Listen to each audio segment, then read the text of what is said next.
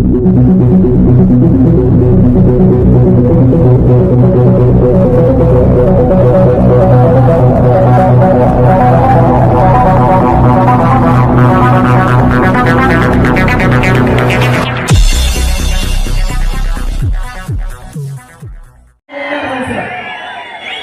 పత్తికొండ ప్రబంధనం పర్వతి శ్రీదేవమ్మ మరీ సృష్టించబడ్డ శ్రీదేవమ్మ అని చెప్పేసి మరి మళ్ళీ కూడా ఏ సర్వే చేసినా వాళ్ళు చేయించుకో అదే వస్తుంది, మనం చేయించుకో అదే వస్తుంది. ఎప్పుడు కూడా రాజకీయాలంటే విలువలతో చేయాలి.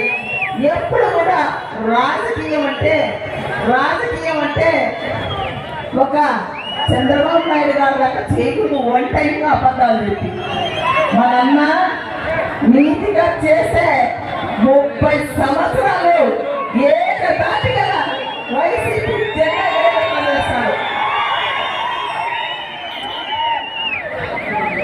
దానికి నిదర్శనం గతంలో 2014లో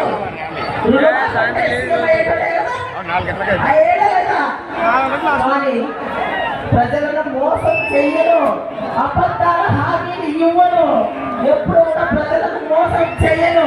చేస్తే ఒక్కటేసారి సీఎం అవుతారు. ప్రజలకు మంచి చేసి ప్రజల గుండెలో నిలిచిపోతారని చెప్పిన ఏకైక నాయకుడు మన జగనన్న. 2019లో ఏవైతే చెప్పామో మనము అవన్నీ కూడా చేసిన ఘనత మనదే.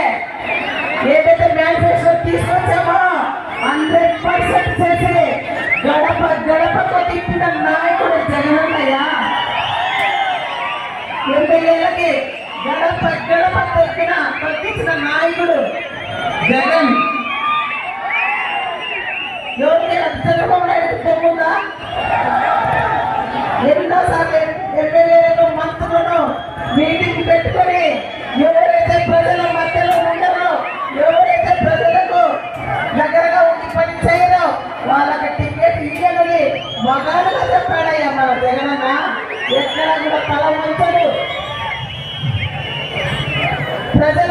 గతంలో ప్రజలు గెలిపిస్తే ఎమ్మెల్యేల చుట్టూ తిరిగేది. ఇప్పుడు ఆ పరిస్థితి లేదు.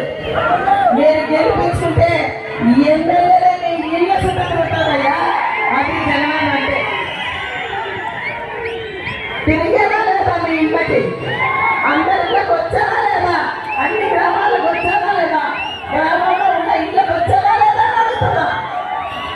వాళ్ళలాగా అబద్ధాల హామీలతో, అబద్ధాల పథకాలతో మనం ఎప్పుడు కూడా జగన్